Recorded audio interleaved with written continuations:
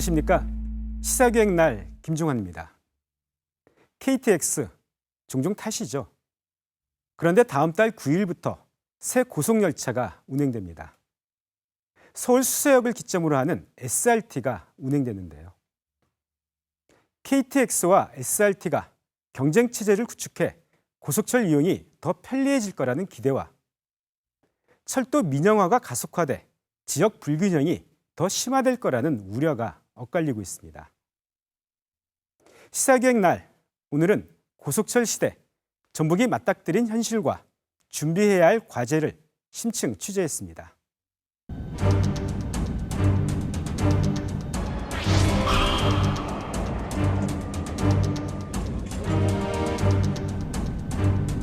결국은 이용자들은 훨씬 더 편리해집니다. 앞으로 한 10여 년 후가 되면 전혀 달라질 겁니다.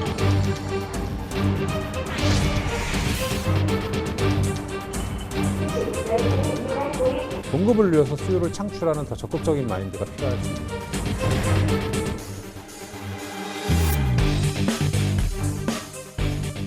호남 고속철이 개통한 지 1년 7개월이 지났는데요. 전북 도민들의 생활에 어떤 영향을 미쳤을까요? 여기에 새 고속철 SRT가 개통하면 또 어떻게 달라질까요? 이 문제를 취재한 오중호 기자 나와 있습니다. 오중호 기자, 그 고속철 이용객이 전북에서도 예상보다 많이 늘었다죠? 네, 그렇습니다. 호남선 KTX 개통 이후 익산역의 이용객이 55% 증가했습니다. 또 한옥마을 특수 등으로 전주역의 이용객도 크게 늘고 있습니다. 하지만 다음 달 개통하는 수서 고속철 SRT의 노선에서 전라선은 아예 빠져 있습니다. 고속철 시대, 전북의 현주소는 무엇인지 집중 취재했습니다.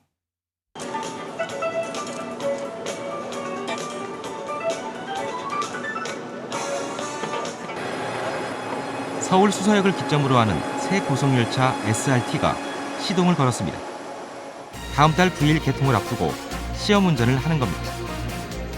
SRT는 수서역, 동탄역, 평택지제역을 잇는 수도권 고속철도 61.1km를 전용 구간으로 하고 나머지는 현재 KTX가 다니는 기존 호남선과 경부선 고속철도를 함께 사용합니다. 국내에서 가장 긴 터널인 52.3km의 율현 터널이 전용 구간의 86%를 차지하고 있습니다. 지난 5년간 국비 3조 1,200여억 원이 투자됐습니다. 수서역에서 익산역까지 1시간 10분, 정읍역까지 1시간 20분, 광주 송정역까지 1시간 30분이 걸리고 부산역까지 2시간 10분에 갈 수 있습니다. 수서 고속철도는 경부선에 하루 40회, 왕복 80회가 운행될 예정이고요. 호남선에 20회, 왕복 40회를 운행시킬 예정입니다. 그래서 경부선의 경우에는 약 시격이 25분 정도 간격으로 다니고 호남선은 51분 간격으로 운행할 예정입니다. 기존 한국철도공사의 KTX와 주식회사 SR의 SRT, 양대 경쟁체제 도입으로 고속철 이용이 더 편해질 거라는 기대가 큽니다. 벌써 이제 KTX 입장에서는 요금도 옛날같이 다양하게 서비스도 개선해가지고 이렇게 하겠다 그렇게도 하고 또 우리 호남선에서 가면 용산에서 내려가지고 또 갈아타서 광화문 휴 있으면 서울 청사도 가야 되고 또 강남도 가야 되고 또 역 공항 가는 데도 불편하고 그런 것들이 이제는 벌써 발표를 했잖아요. KTX에서 그 용산역에서도 서울역에서도 다 서울이나 목포나 이제 부산이나 가는 걸 이렇게 한다. 이런 노력들을 계속 하는 거죠. 그러니까 두 회사가 이렇게 됨으로써 더욱더 이렇게 서비스 체제도 좋아지고 우리도 시민들 입장에서는 이용객 입장에서는 더 편리성이 좋아질 것이다. 그게 바로 경쟁입니다. 그렇게 되면 SRT도 그러한 자기네들의 영역을 확장해 나갈 것이고 코레일은 코레일대로 자기네들 가지고 있는 것을 더 확장해 사업을 더 확장해 나갈 것이고 이렇게 되면 결국은 이용자들은 훨씬 더 편리해지는 겁니다. 앞으로 한번 보십시오. 한 10여 년 후가 되면 전혀 달라질 겁니다. SRT 운영회사도 요금은 낮추고 서비스 질은 높이겠다고 강조하고 있습니다. 새로 출발하는 수서 고속 열차는 KTX와 차별화된 10분 빠르고 10분 저렴하면서 10가지의 새로움을 느낀다는 그런 서비스 목표를 통해서 여러 서비스를 제공하고 있는데요. 그중에 운임은 10% 저렴하다는 것을 지난번에 많은 분들이 알고 있습니다. 그러나 경쟁으로서 저희가 서비스를 좀 더 차별화하기 위해서 특실 내에 그 항공기형 선반이라든지 목베가라든지 이런 부분을 갖다가 설치해서 시설적인 면도 보강을 했고, 그 다음에 객실 내에서 승무원들이 직접 서비스하는 서비스 강화 정책으로 해서 인적 서비스를 강화한 면이 있습니다.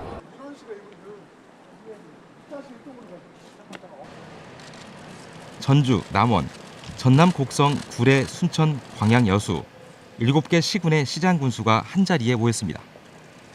SRT 운행 계획에서 전라선이 아예 빠져 있기 때문입니다.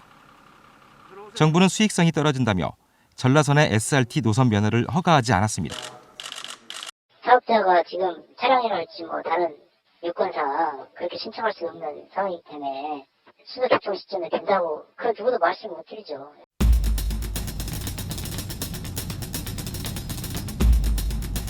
국토교통부는 전라선에는 SRT를 운행하지 않으면서 전라선 KTX 운행 횟수는 고작 4편 늘렸습니다.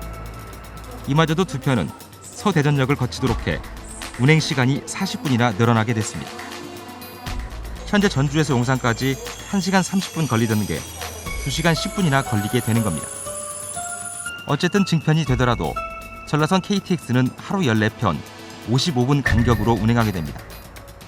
KTX가 하루 47편, SRT가 40편 운행해 12분 간격으로 고속철을 탈 수 있는 경부선과 비교하면 하늘과 땅 차이입니다. 중앙부처 총리와 대통령을 좀 방문을 해서 촉구를 하고요.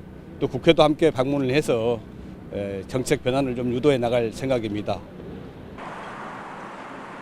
천만 관광객 시대를 연 전주 한옥마을 등 전라선 일대의 관광 수요도 고려되지 않았습니다. 경부선이나 호남선에 비해서 5분의 1 정도밖에 안 되는 수준이기 때문에 이것은 국가 균형 발전에도 맞지 않고, 정치권도 SRT 전라선 운행을 요구하고 나섰지만 받아들여질 가능성은 높지 않습니다. 강남 수서에서 출발하는 고속열차 SRT는 전라선이 배제돼 있어요. 국회 특별 결의안으로 제출해서 지금 추진 중에 있습니다.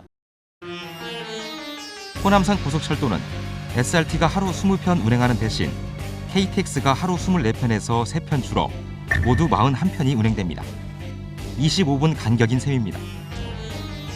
종점을 지금의 용산역에서 서울역까지 연장한 KTX도 호남선 7편, 전라선 4편만 운행할 계획입니다. 공항철도나 서울시내 대중교통을 연계해 이용할 때 여전히 불편하다는 얘기입니다. 고속철 경쟁 시대가 활짝 열려 더 편하고 더 싸게 고속철을 이용할 수 있게 됐다는데 전북은 왜 예외인 걸까?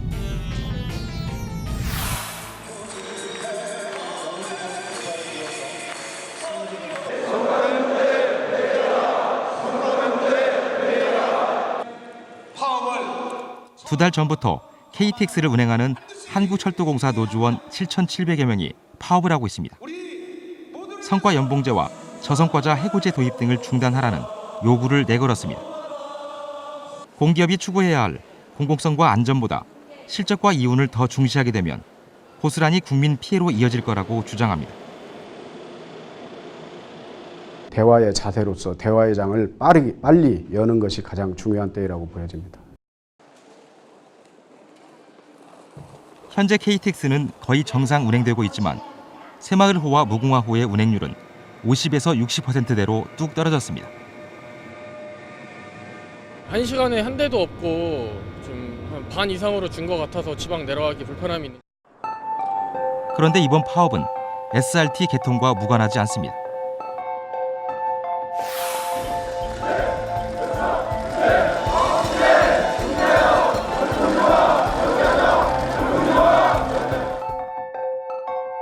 (3년) 전에도 한국철도공사는 파업을 했습니다. 국가 소유 철도 시설 운영권을 민간 기업에 넘기는 철도 민영화에 반대하는 파업이었습니다. 지금 의결하고 있는 수석 KTX를 비롯한 철도를 6개의 자회사로 나누어서 그 6개 회사가 경쟁을 하겠다는 거고요.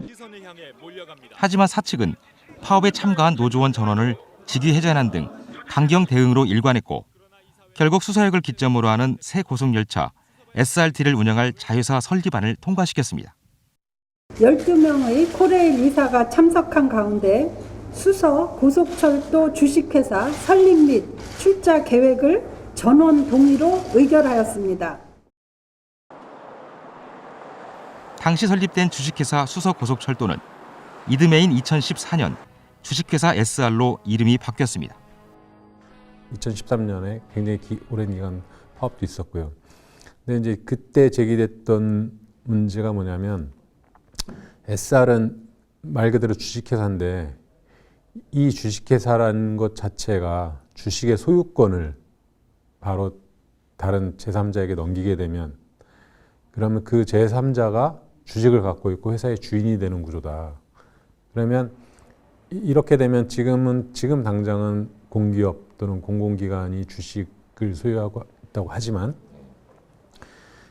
나중에 여러 가지 이유 때문에 주식을 매각해버리면 아주 쉽게 민영화가 되는데 이렇게 되면은 공공 서비스를 책임져야 될 철도 서비스가 민간, 특히 이런 철도 서비스 같은 경우는 대규모 자본을 가진 재벌이나 이런 대자본이 들어올 수밖에 없는데 그런 재벌들의 이익을 확보하는 수단이 돼서야 되겠느냐 이런 것들이 문제 제기였고요.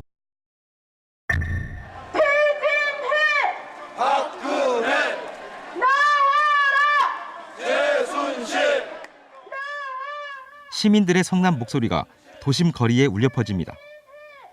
민주주의의 근본 토대를 무너뜨린 대통령 퇴진을 요구하는 목소리입니다. 이 자리에서도 현 정부가 추진한 철도 민영화 정책의 의도와 배경에 대한 의혹이 쏟아져 나왔습니다.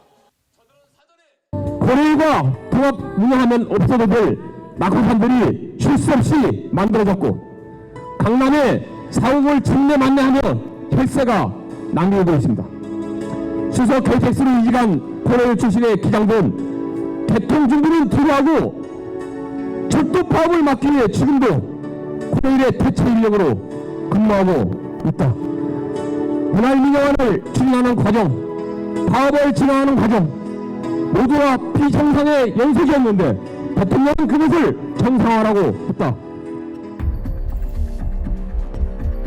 그래서 SRT 운행이 고속철 경쟁 체제 구축의 시작이 아니라 고속철 전체를 민영화하기 위한 첫 단추를 꿰는 것이라는 분석이 나오고 있습니다. KTX와 SRT는 지역별로 이용하는 승객이 달라 실제로는 경쟁 체제가 아니라는 겁니다.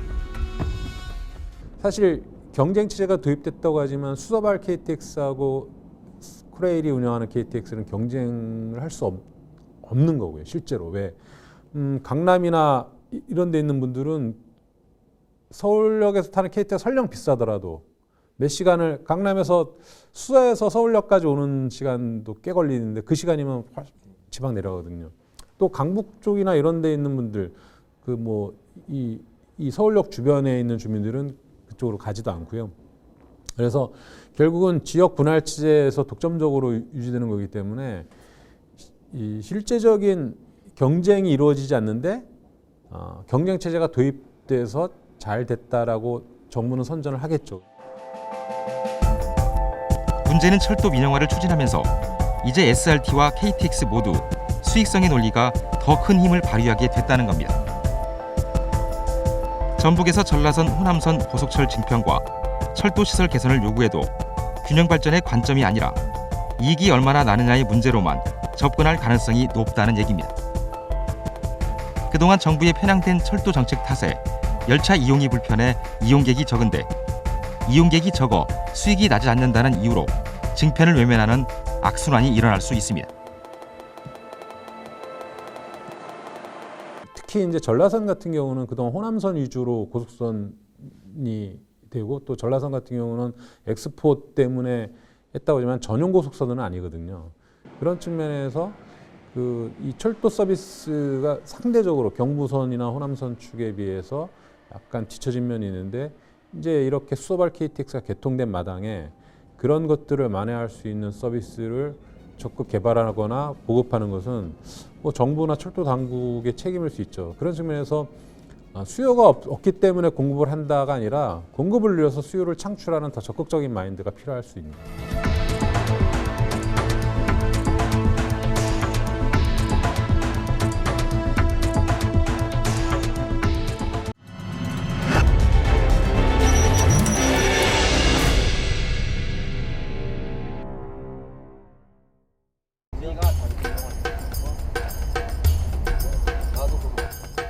시민 100여 명에게 다른 시도로 이동할 때 자주 이용하는 교통수단을 물었습니다. 다른 지역으로 이동할 때 자가용이요? 고속차를 포함한 열차가 36%로 가장 많았습니다. 이어 자가용 31%, 고속버스 28%, 비행기 4% 순으로 나타났습니다. 고속도로 같은 거 타면은 많이 밀리거든요.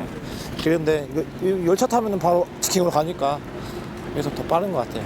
버스는 화장실이 없잖아요. 근데 기차는 버스가 있고 또 먹을 것도 아무 때나 그 카트 가서 먹을 수 있고 이러니까 그런 점이 좀 좋아서 이런 거 먹게 된 것 같아요. 아무래도 편해서요. 그냥 지방 갈 때. 왜냐하면 지방 가서 거기서 또 이렇게 이동하기가 불편해서 차를 가지고 와서 그냥 이용하는 게 렌트나 이런 거 하기가 불편해서 그럴 바에는 차라리 자가용을 이용하는 거죠. 철도는 그 경유해서 가잖아요. 서울로 많이 가는데 서울로 한 방에 안 가고 많이 불편해서 그래서 저는 버스를 많이 이용하는 편입니다. 버스가 더 저렴하고 이동수단에도 좋고 고속버스가 배차 간격도 짧고 좌석도 많고 저렴하기도 해서 고속버스를 많이 이용하는 것 같습니다.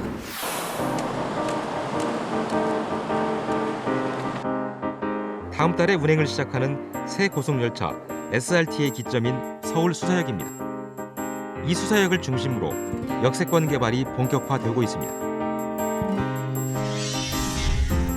수서역은 강남, 송파, 강동, 하남, 성남 등 수도권 동남부 시민들이 서울역과 용산역을 거치지 않고 손쉽게 고속차를 탈 수 있는 교통의 요지로 거듭날 전망입니다.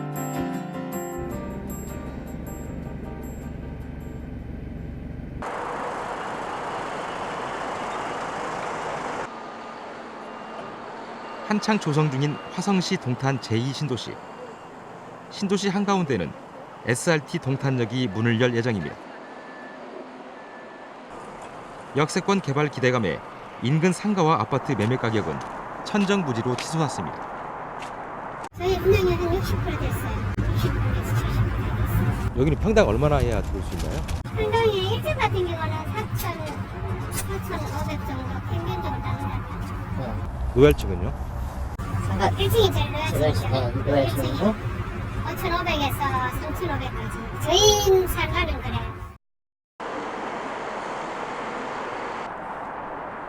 아파트 요거는 3억, 3억 6천 정도 받아가지고 지금 한 7억 정도 된다고 그래요. 많이 올랐다. 몇 평짜리가요? 34평. 여기가 때문에 지금 다른 데 분양률이 여기가 제일 세요. 청양에서 엄청 세요. 미분양이 없고요. 근데 동탄역 출동하고 그러면 더 난리 나죠. 한국철도시설공단은 수도권 고속철도 건설과 SRT 운행으로 9조 5천억 원의 생산 유발 효과가 기대된다고 밝혔습니다. 수서 고속철도 개통됨으로 인해서 예를 들어서 강남 수서라든지 동탄 또는 평택 지제 같은 경우에 집가 상승하고 아파트 가격 이런 부분에 있어서 기존 대비 한 30% 이상 지금 상승 효과를 가져왔습니다. 지금은 이제 이 속도에 따라서 주민들이 이제 그 자기들의 주거지를 선택하게 되기 때문에 특히나 이 고속철도가 지나가는 노선 같은 경우는 굉장한 이런 지역 발전과 균형 발전을 촉진하고 주민들이 인구들이 또 그쪽으로 유입이 되기 때문에 더욱더 이제 그 사회 발전에 기여한다고 볼 수 있습니다.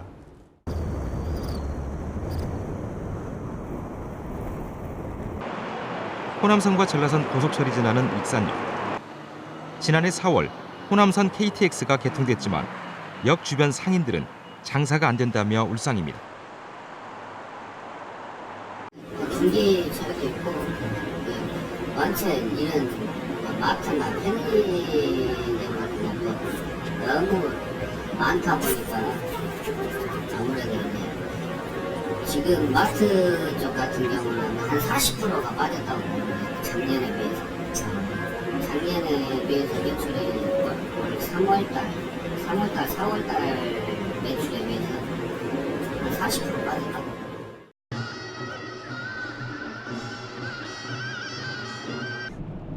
최근 익산역 아래를 지나는 지하 차도가 뚫리긴 했지만 다른 시군으로 가는 시외버스는 한참을 기다려야 하고 주차 시설도 비좁습니다. 역세권 자체가 다른 그 역의 역세권보다는 별로 있고 제가 보기에는 한성역이라고 해서 사람들이 나와서 뭔가 이렇게 할 수 있는 그 시간 포함이 이렇게 할 수 있어야 되는데 그게 저는 주차장 그 규모도 적어서 주차할 수 있는 그 대수도 없고 그다음에 이제 역 앞에 같은 경우는 굉장히 이게 복잡하잖아요. 그러다 보니까 불편한 감정이 있어요. 시외버스 터미널과 업무시설, 숙박시설 등을 포함한 익산역 복합 환승센터 건립은 6년째 터덕거리고 있습니다. 익산 KTX역이 자기들 계획대로 복합 환승센터가 설립이 되고 그래서 역세권이 개발된다면은 더없이 좋은 문제인데 여건상 복합 환승센터 무산되고 역세권 개발이 불가능한 걸로 알고 있습니다. 지금 전국적으로 역세권을 개발해서 지금 경제 지도가 바뀌고 있는데 전라북 또한 지금 익산에 가로막혀 가지고 이렇게 발전을 못하고 있습니다.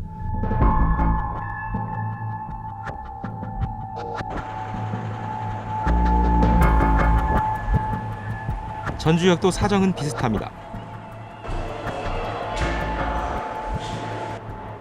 한옥마을 관광객 덕에 하루 평균 이용객은 7,000명이 넘습니다.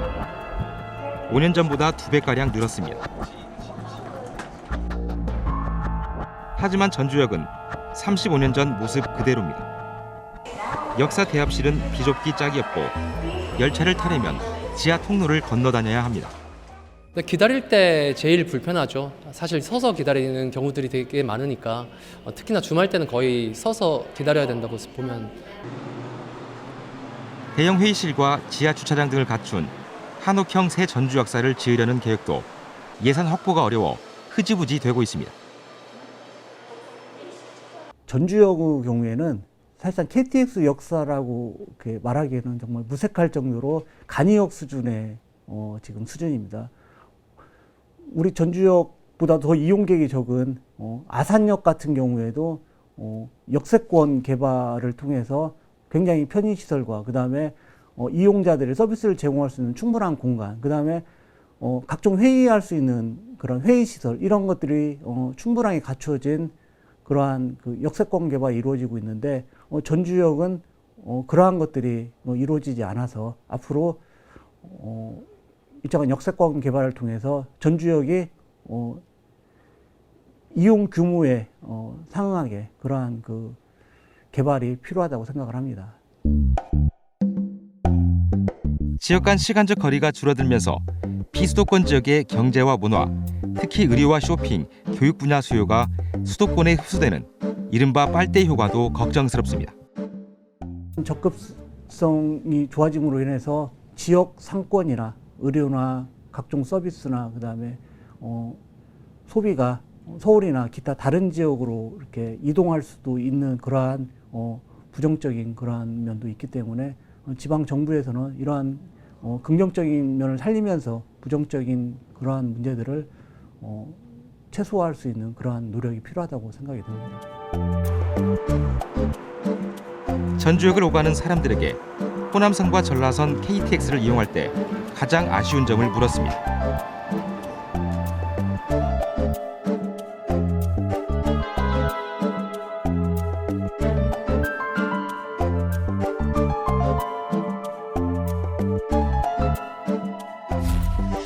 운행 횟수가 52%로 가장 많았습니다. 다음으로 대중교통 환승체계 26%, 요금 17%, 서비스 3% 순으로 꼽았습니다. KTX 이용하실 때 불편하신 점 같은 거 혹시 있을까요? 호남선 같은 경우는 그 열차 운행이 별로 안 해서 경부선보다는 훨씬 더 적어서 굉장히 거의 매진이니까 표 구하기가 되게 힘들어요. 주말 같은 경우는. 그래서 열차량을 좀 늘렸으면 좋겠어요. 이제 자주 이동할 일이 많아가지고 탈 일이 많은데 운행 횟수가 생각보다 많이 없어서 그 시간에만 가야 돼서 살짝 촉박할 때도 있고 너무 시간이 남을 때도 있고. 시간 딱딱 맞춰서 타야 되니까 그게 조금 불편하죠. 이용할 때 일단 배차 시간이 간격이 너무 있다 보니까 그 시간 맞춰서만 이용을 할 수가 있어서 그게 조금 불편해요. 자주 있었으면 좋겠어요. 바로 서울은 지하철이 있으니까 어디든 쉽게 가는데 여기는 지하철이 없으니까 그게 불편한 것 같은데. 기차역에서 바로 환승하고 하는데 여기는 버스 타러 나가야 되고 이러잖아요. 그게 좀 불편한 것 같아요. 여기 오는 버스가 별로 없어가지고 택시 타고 오고 막 운행 횟수도 좀 적어가지고 불편한 것 같아요. 학생 이용 할인이 있긴 한데 너무 비싸요. 52,400원인데 제가 목포 살거든요. 근데 목포에서 영산까지 가려면 52,400원인데 너무 비싼 것 같아요. 학생 입장에서는. 고속철 시대, 전북은 무엇을 해야 할지 전문가들에게 물었습니다. 철도 사업자인 코레일이나 그다음에 중무부처인 국토부가 지역 간 균형, 그다음에 인구 비례, 관광객 등 외부 이용자 등을 고려해서 노선별 배차 간격을 결정해야 되는데 이러한 것들이 미비했습니다. 그래서 철도사업법 제20조 철도사업자의 준수사항, 그다음에 26조의 철도 서비스의 품질 평가 등의 그러한 규정들을 개정을 해서 향후에 그 철도 노선을 배분할 때 이러한 그 지역 간 균형이나 인구 비례, 앞전에 얘기했던 그러한 그 외부 이용자 등에 대한 고려 이런 것들을 반영할 수 있도록 철도사업법 개정이 절실하게 요청된다고 볼 수가 있겠습니다. 네, SRT 같은 경우에는 그 서울에 있는 동남부권, 강남권에 있는 수요를 어느 정도 고속버스 수요를 대체할 것 같은데 전라선에 있는 우리 전주, 남원에 계신 분들 같은 경우에는 그쪽에 접근이 굉장히 어려울 겁니다. 그래서 아마 코레일이나 SRT도 정책을 뭐 오송역에서 환승을 쉽게 할 수 있다든지 아니면 익산역에서 환승할 수 있는 그런 환승을 좀 편리하게 단계적으로는 좀 편리하게 해야 될 것 같고요. 장기적으로는 저희 SRT 노선 운행이 필요하다고 봅니다. 우리나라 철도의 가장 큰 약점이 뭐냐면은 모든 열차는 서울에서 출발해가지고 종점인 부산 또는 목포 또는 강릉 이렇게 그까지 간다는 겁니다. 앞으로는 그렇게 되지 않을 겁니다. 그 지역 내에 어떤 그 이용객들이 많아지면은 그 지역 내에서의 단구간에 움직이는 열차들이 움직여야 됩니다. 해외는 다 그렇게 움직이고 있습니다. 역의 기능을 다양화시켜야 한다는 거예요. 그 무슨 말이냐면 역은 승하차만 한다. 그럼 아무 없잖아요. 그냥 가서 타고 가서 내리고만 하는 것이 아니라 거기에서 활동이 일어난다. 그러니까 동탄역을 뭐 또는 광명역을 또는 영등포역을 용산역을 보더라도 승하차만 하는 사람이 아니거든요. 거기에 가서 문화도 즐기고 쇼핑도 즐기고 또 뭐 레저도 또 일부 하고 또 거기에서 그 여러 가지 그 활동들 컨벤션 기능도 하고 이렇게 복합적인 기능을 할 수 있도록 해야 그런 허브역 역할을 한다. 그래야 수요도 증가하는 거죠, 따라서.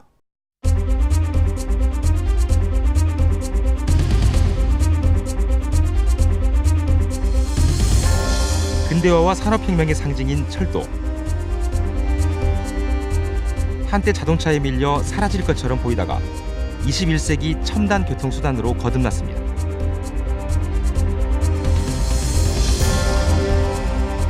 고속철 시대, 전북은 무엇을 준비해야 할까요?